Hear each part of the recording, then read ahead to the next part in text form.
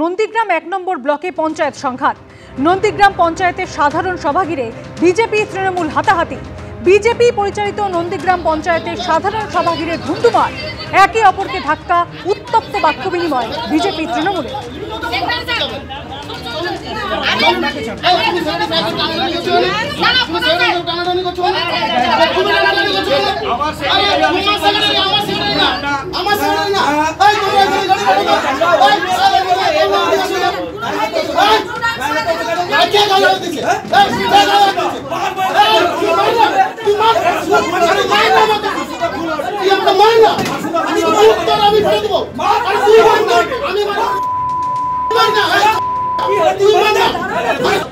Gate থেকে উঠুন, gate থেকে উঠুন। থানার গেট এনক্রোচ করে বন্ধ করে রাখা যায় না। ভিডিওগ্রাফি করো, ভিডিওগ্রাফি করো। এখানে আপনাদেরকে লাস্ট ওয়ার্নিং দিচ্ছি, আপনারা উঠবেন হ্যাঁ কিনা। এবার মুর্শিদাবাদে খুন তৃণমূল কর্মী, নিহত বহরমপুর পঞ্চায়েত সমিতির সভাপতি শ্যালক। ধারালো অস্ত্র দিয়ে কুপিয়ে খুনের অভিযোগ। কংগ্রেসের বিরুদ্ধে অভিযোগ শাসক দলের। নিহত বহরমপুরের পঞ্চায়েত সমিতির সভাপতি শ্যালক ধারালো অস্ত্র দিয়ে কুপিয়ে খুনের অভিযোগ। কংগ্রেসের বিরুদ্ধে অভিযোগ শাসক দলের। হঠাৎ করে আজকে যে ঘটনাটা ঘটেছে সেটা ও বাড়ির কাছে দাঁড়িয়েছিল, পূর্ব পরিকল্পিত ভাবেই ওকে আক্রমণ করেছে, হঠাৎ করে আক্রমণ করেছে। তাদের কাছে সব রকম আগ্নেয়াস্ত্র ছিল, ওরা ও এক ভুজালিতে ও কাঁথে গেছে, বাদ বাকি অস্ত্র ব্যবহার করার দরকার হয়। যারা করেছে তারা প্রকৃতপক্ষে কংগ্রেসেরই লোক। তারা বেশ কিছুদিন ধরে এলাকায় একটা অশান্তি করার চেষ্টা করছে, বেশ কিছুদিন ধরে দাপাদাপি করছে, ষড়যন্ত্র করছে, সেটা আমরা ফিল করছিলাম। মুর্শিদাবাদে খুন তৃণমূল কর্মী, কংগ্রেসের বিরুদ্ধে অভিযোগ শাসক দলের। পাল্টা কংগ্রেসের দাবি তৃণমূলের গোষ্ঠীদ্বন্দ্বে খুন। মুর্শিদাবাদে খুন তৃণমূল কর্মী, নিহত বহরমপুরের পঞ্চায়েত সমিতির সভাপতি শ্যালক ধারালো অস্ত্র দিয়ে কুপিয়ে খুনের অভিযোগ।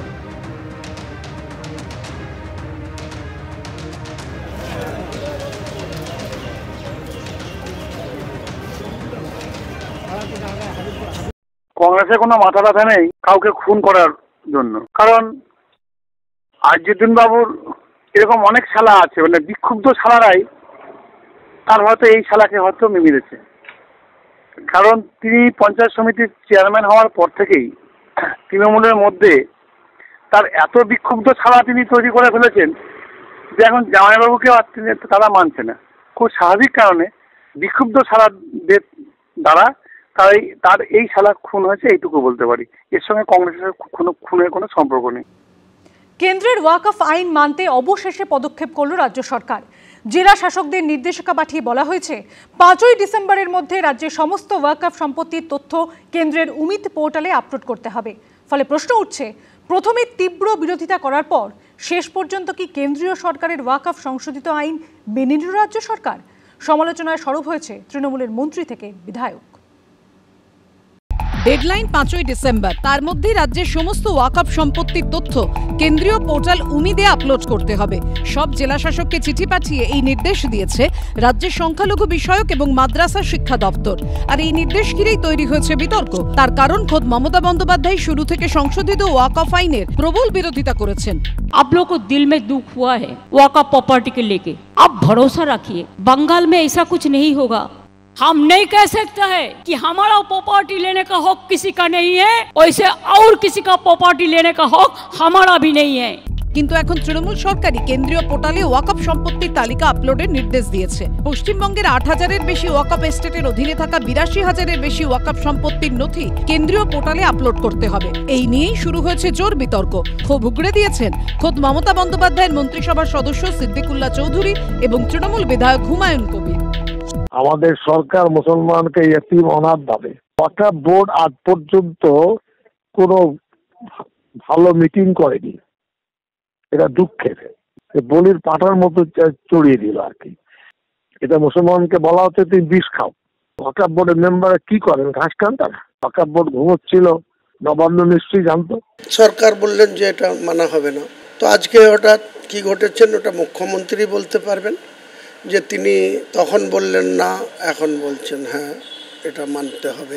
তাহলে আমি 1 বছর ধরে কেন চিৎকার করলাম, কেন বললাম যেখানে ওয়াকফ নিয়ে কোনো আন্দোলন করা যাবে না, দিল্লিতে যাও আন্দোলন করো। কেন বললাম? মানুষ তাহলে কি ভাববে? তৃণমূল সরকারের অবস্থানের ওপর ক্ষুব্ধ নওশাদ সিদ্দিকী থেকে তোহা সিদ্দিকী। রাজনীতির দলেরা তো বলছি যে বিজেপির বি টিম হচ্ছে তৃণমূল, আমরা কিন্তু বিশ্বাস করিনি, কিন্তু এখন দেখি ওই কথাটা সাধারণ মানুষও বলতে আরম্ভ করেছে। আমি ঠিক বুঝতে পারছি না মমতা ব্যানার্জি কি ইচ্ছাকৃতভাবে এই পশ্চিমবাংলাটাকে বিজেপির হাতে তুলে দিতে চাইছেন? এতদিন তিনি কি ঘুমাচ্ছিলেন? এতদিন কেন তাহলে বলেননি? কেন্দ্রে বিজেপি সরকার সংখ্যালঘুদের ওয়াকফ সম্পত্তি কাড়ার অপচেষ্টা করছে, মমতা ব্যানার্জি স্যার কাড়ার সুবিধাটা করে দিচ্ছে। ওয়াকফ নিয়ে মমতা বন্দ্যোপাধ্যায় যখন নিশানায়, তখন কটাক্ষ ছুড়ে দিয়েছে বিজেপি। হেলায় না পড়লে বিড়াল গাছে ওঠে না। আমি সিদ্দিকুল্লাহ চৌধুরীর স্টেটমেন্ট শুনতে চাই, তোয়া সিদ্দিকের স্টেটমেন্ট শুনতে চাই। যারা মমতা ব্যানার্জিকে বলেন যে মুসলিমদের প্রোটেক্টর, আমরা বলি মুসলিমদের মমতা ব্যানার্জি তেজপাতা হিসেবে ব্যবহার করেন। নবান্ন একটা বলেছে যে একটা নথিবদ্ধতার মধ্যে আনলে, আমি ওয়াকফ বিলের বিরুদ্ধে, ওটার বিরুদ্ধে আজও আছি আমরা। কর্পোরেশনে কত জমি আছে, ওয়েবসাইটে দিতে আমার ক্ষতি কি আছে?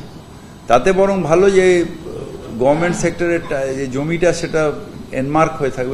রাজ্য সরকারের নির্দেশিকায় বলা হয়েছে যেসব ওয়াকফ সম্পত্তি নিয়ে বিতর্ক রয়েছে সেগুলি এই পর্বে আপলোড করতে হবে না। আশাবুল হোসেন, সন্দীপ সরকার ও সোমনাথ মিত্র রিপোর্ট, এবিপি আনন্দ। এবিপি আনন্দ, এগিয়ে থাকে, এগিয়ে রাখে।